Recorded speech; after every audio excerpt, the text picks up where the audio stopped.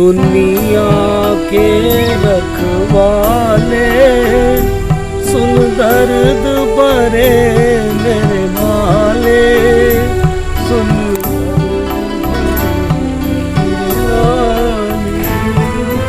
ये गीत है 1952 में एक फिल्म आई थी बैजू बावरा, और इतिहास उस संगीतकार बैजू बावरा का जो असली नाम है वो वैद्यनाथ मिश्र बताता है। और आज मैं जिस जगह खड़ा हूँ, आप मेरी बैकग्राउंड में एक किले का जो देख रहे हैं अवशेष बचे हुए हैं, पंजाब के होशियारपुर ज़िला जिसका एंशिएंट समय से लेके मिडीवल और फिर स्वतंत्रता संग्राम में और आज तक एक महत्वपूर्ण ज़िले के रूप में जो रहा है, इस बजवाड़ा नगर का भी कहीं ना कहीं हिस्टोरिक जुड़ाव बैजू बावरा से है। और धन्यवाद 1952 में उस पिक्चर को बनाने वाले बैजू बावरा का, जो सिर्फ इतिहास में जो मिलता है तो एक बैजू बावरा फिल्म मिलती है, या फिर होशियारपुर का जो गजेटियर है जिसमें ये कहा गया है कि बजवाड़ा नाम का ये जो नगर है ये बैजू बावरा ने इसका संस्थापक वो रहे थे। और आज इस बजवाड़ा की जो हालत आप देख रहे हैं, जो इसके हिस्टोरिक मोनूमेंट्स में से एक ये जो किला है जो मुग़ल काल से पहले हिंदू राजाओं ने बनाया था, और उसकी हालत देखकर आप कह सकते हैं कि शायद इस किले को देखकर ही उस फिल्म के निर्माता निर्देशक की ये कल्पना रही होगी कि बैजू बावरा अगर अपने युग में वो दुनिया के रखवाले को अपने दर्द भरे नाले सुनाता था तो निश्चित तौर से आज भी स्थिति वही दिखती है। होशियारपुर की बात करें तो होशियारपुर में बहुत से हिस्टोरिक मोनूमेंट्स हैं, और इस नगर की जिसमें बजवाड़ा में हम खड़े हैं, यहाँ माता सुंदरी जी की उनका जन्म स्थान है। यहाँ महात्मा हंसराज जो एक बहुत बड़े रिफॉर्मर हुए आर्य समाज के, उनका भी जन्म स्थान है। शेरशाह सूरी जिसके बारे में कहते हैं कि जिसने शेरशाह सूरी मार्ग, जिसे अब जीटी रोड कहा जाता है, उसका निर्माता शेरशाह सूरी भी यहाँ पैदा हुआ था। और इसी तरह अकबर के नवरत्नों में दीवान टोडरमल की भी जो जन्मस्थली यही मानी जाती है। तो इस तरह से अनेक महत्वों को लिए हुए ये बजवाड़ा शहर, बजवाड़ा नगर जिला होशियारपुर से अब तो बिल्कुल नगर से सटा हुआ है। तो यहाँ की हालत देखने के लिए आज मैं मेट्रो एनकाउंटर की टीम को यहाँ लेकर आया हूँ। आपको याद होगा कि पिछली बार मैंने आपको जो पौराणिक काल में अमृतसर जिला में मैंने भगवान राम के नानके जो ननिहाल थे मैंने आपको दिखाए थे, तो इस बार मैं बैजू बावरा के गांव में आपको लेके आया हूं बजवाड़ा में। और जितनी मैंने आपके सामने ये बात रखी कि इसका हिस्टोरिक महत्व क्या है, तो इसको ज़्यादा जानकारी लेने के लिए हमने संपर्क किया डॉक्टर धर्मपाल साहिल, जाना पहचाना नाम है भारत के साहित्य जगत में, जिन्हें कई नेशनल अवार्ड मिले हैं। और उन्होंने शिक्षा जगत में सेवाएं देने के बाद बतौर प्रिंसिपल रिटायर होने के साथ साथ उन्होंने साहित्य जगत को बहुत कुछ दिया। आपका स्वागत है दर्शकों से रूबरू होते हुए। धन्यवाद जी शांतिजूत जी, आप बिल्कुल सही फरमा रहे हैं कि जिस जगह पर हम लोग खड़े हैं ये एक ऐतिहासिक भूमि है।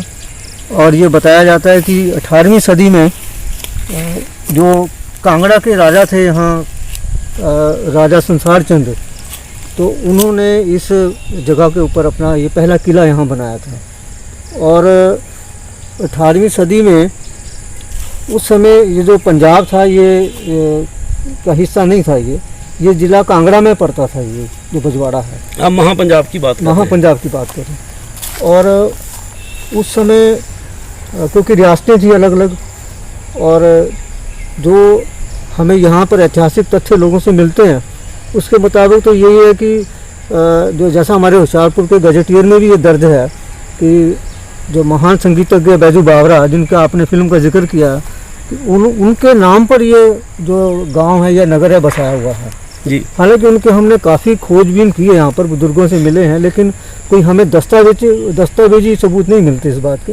लेकिन होशियारपुर का जो गजेटियर है वो इस बात का सबूत है कि ये बजवाड़ा बैजू बावरा के नाम पर ही स्थापित हुआ है। बात माता सुंदरी जी की होती है, बिल्कुल। बात महात्मा हंसराज की होती है, शेरशाह सूरी की होती है, और दीवान टोडरमल की होती है, बिल्कुल। और बैजू बावरा के बारे में भी जब हम बात करते हैं कि जब अगर टोडरमल जो थे वो अकबर के दरबार के 9 रत्नों में से एक रत्न थे, 9वें रत्न थे। और ये भी बात हिस्ट्री में थोड़ी बहुत बैजू बावरा के बारे में आती है कि जो उनके एक रत्न में जो तानसेन उनके संगीतज्ञ थे बहुत बड़े, जिसके बारे में तानसेन के बारे में किसी को, हर बंदे को पता है। जी जी। तो तानसेन को कहते हैं कि जो पहली चुनौती दी थी वो बैजू बावरा ने दी थी। और ये भी कहा जाता है कि जो बैजू बावरा थे, बैजू बावरा ने, हालांकि बैजू जो द्रुप्त करके एक जो है राग है उसकी हालांकि कई कंपोजिशन है, 4 कंपोजिशन मेजर कंपोजिशन है, लेकिन कहते हैं कि उसकी जो पहली कंपोजिशन थी वो बैजू बावरा ने कंपोज की थी। और ये भी एक और अगर ये बात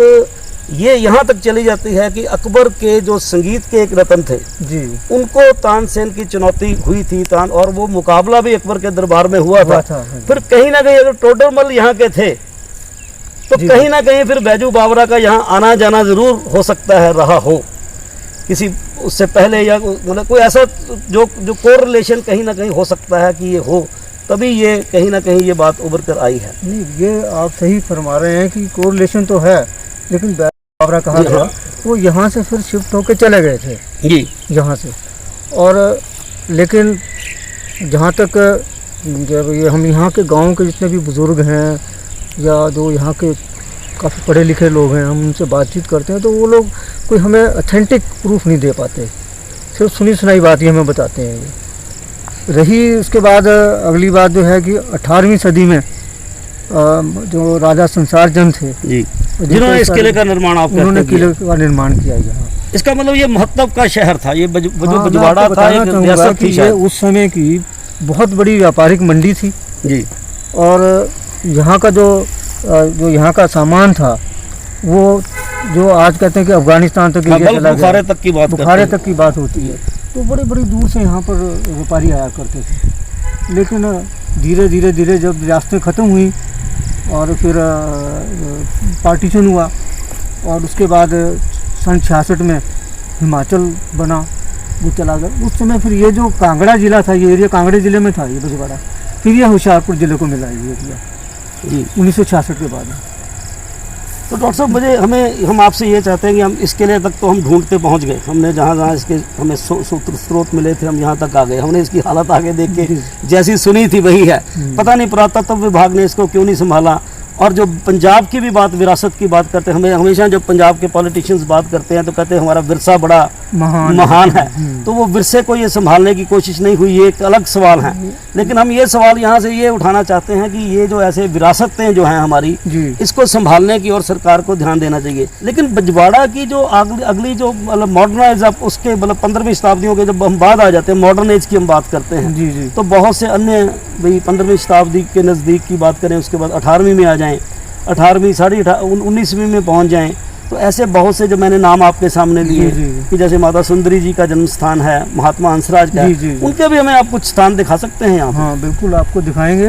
पर मैं आपकी बात में एक बात और जोड़ दूँ कि ये जो किला है बेशक राजा संसार चंद ने बनाया था, लेकिन काफ़ी समय बाद इसके ऊपर कब्जा महाराजा रंजीत सिंह का भी रहा। और ये बताया जाता है कि इस किले की रिपेयर जो थी, मरम्मत थी, और कुछ एरिया जो है ये उन्होंने भी इसका निर्माण करवाया था, महाराजा रंजीत सिंह ने। और जब ये इस किले में बताया जाता है कि शेरशाह सूरी का जन्म इसी किले में हुआ था। अच्छा, इसका मतलब ये शेरशाह सूरी का जन्म स्थान है जो बाद में, जिसने हिंदुस्तान में जो जीटी रोड है, जिसे हम ग्रांड ट्रंक रोड कहते हैं, जो कलकत्ता से अमृतसर तक बनी थी, उसका निर्माण भी एक तरह से ये शेरशाह सूरी का एक बड़ा मोन्यूमेंट बनाया जा सकता है। और एक बात और है कि इसको कुछ साल पहले पुरातत्व विभाग जो है हिंदुस्तान का, भारत का, उन्होंने इसे अपने संरक्षण में लिया है, उसके बोर्ड भी लगाए, लेकिन वो बात बोर्ड तक सीमित रह गई है। दर्शकों से ये बात हमें साझी कर लेनी चाहिए कि अब ये जो कभी एक विशाल किला था, जिसे हमें अब दिखाने के लिए अंदर से, क्योंकि ये जो आप लोग देख रहे हैं, ये दिनेश जी जरा एक बार इस वॉल पे लेके जाइए, तो दर्शकों के लिए इस समय ये किला नहीं है, एक किले की दीवार के दो मतलब पहलू हैं, एक फ्रंट से है, एक पीछे से है। ये सिर्फ 20% किला है और अब 20% जगह पे ये अवशेष बचे हैं। और हम ये आपको बताना चाहेंगे कि हम सब लोग भी जो है, यहाँ हमें पुरातत्व विभाग का कोई व्यक्ति नहीं मिला, कोई इतिहास का बोर्ड नहीं मिला। हाँ, मैं दिनेश जी को कहना चाहूँगा कि ये पीपल का वृक्ष जरूर दिखाएं, जो शायद इस समय का, जो समय काल का एक बड़ा गवाह होता है कि कई 100 साल पुराना हो। तो मैं आपसे आग्रह करूंगा कि हमें महात्मा हंसराज जी का स्थान दिखाइए, माता सुंदरी जी का स्थान दिखाइए। मैं आपको माता सुंदरी जी का जो गुरुद्वारा है जी, जन्म स्थान है, उधर लिए चलता हूँ जी, और उसके बाद फिर हम महात्मा हंसराज जी के जो उनका जन्म स्थान है वहाँ चलेंगे। चलिए डॉक्टर साहब, चलते हैं।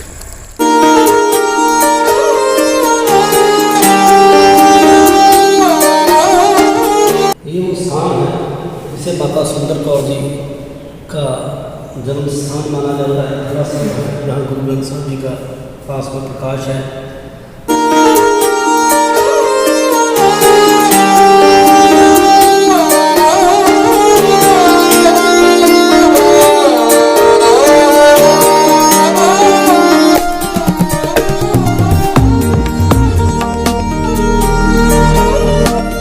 तो डॉक्टर साहब आप हमें अब महात्मा जी के यहाँ लेकर आए हैं, अब इसका मतलब ये इस धरती को ही कुछ ना कुछ ऐसा प्राप्त है कि बड़े महान लोग यहाँ से हुए हैं। तो हम जिस स्थान पे खड़े हैं, तो क्या आप बताइए जरा इसके बारे में कि ये आज ये क्या है? शांति दूत जी, हम लोग आज जो होशियारपुर का सबसे ऐतिहासिक स्थान है वहाँ खड़े हैं, और इस समय हम महात्मा हंसराज जी, जिनके बारे में आपने भी बताया है कि जो आर्य समाज के प्रवर्तक थे, बहुत बड़े प्रवर्तक थे, उनका जन्म स्थान है ये जगह, और उनके जन्म स्थान पर एक स्मारक जो है वो निर्मित किया गया है जी। उसके प्रांगण में हम लोग खड़े हैं। जैसा कि इतिहास बताता है कि अप्रैल 1864 में महात्मा हंसराज जी का जन्म इस गांव में हुआ था, इस स्थान पर हुआ था, बजवाड़ा में। और श्री चुन्नी लाल जी उनके पिताजी थे जी। और उनको ये जो समाज सेवा की देन कह लीजिए, वो विरासत में मिली थी उन्हें अपने पिताजी से। और फिर ये दयानंद सरस्वती जी के फॉलोवर रहे, और फिर उन्होंने पंजाब में आर्य समाज की जो है वो लहर उसको शुरू किया, उसको जुड़े उसके साथ, क्योंकि उस समय लाहौर पंजाब का हिस्सा था। तो ये सारा जो आर्य समाज की लहर जो है उसको उत्थान हुआ, जिसको महात्मा हंसराज जी ने संभाला, वो लाहौर से शुरू हुआ था। ये महात्मा हंसराज का जन्म स्थान है जी, बहुत बढ़िया दुआ बनाता है, नहीं जलंधर वाले ने बनाया। तो इत्थे उन्हें बहुत अपनी पढ़ाई की है, शहर च जाते सीगे, तुर के जाते सी, धुप्प दे विच बहुत कठिन जानी पढ़ाई की उन्हें। तो ये दुनिया का बहुत किया उन्हें, कॉलेज स्कूल खोले। हाँ जी। तो लाइब्रेरी फिर किस वेले खुलती है? ये सवेर 9 बजे तो दोपहर तो 5 बजे तक। फिर कौन लोग इत्थे की आंदे ने पढ़न लई? किहड़े बच्चे आ जाते हैं, कॉलेज स्कूलों के आ जाते, इत्थे दे लागे दे स्कूलों के भी आ जाते न्याणे। मेट्रो एनकाउंटर आपको हमेशा ऐसे स्थानों की ओर ले जाता है जो आज के युग में, जो पौराणिक काल से लेके, इतिहास से लेके आज के युग में भी विद्यमान है, लेकिन भूले बिसरे हुए पड़े हैं। हम आपको ऐसे स्थान लगातार दिखाते रहते हैं। आज हमने आपको दिखाया बजवाड़ा, बैजू बावरा से जुड़ी नगरी, माता सुंदरी से जुड़ी नगरी, टोडरमल से जुड़ी नगरी, शेरशाह सूरी से जुड़ी नगरी और महात्मा हंसराज से जुड़ी नगरी। इसी क्रम में आपको आगे भी लिए चलेंगे। तब तक आपको जय हिंद। मेट्रो एनकाउंटर के लिए मैं राकेश शांतिदूत और मेरे साथ कैमरा निदेशक दिनेश मल्होत्रा। जय हिंद।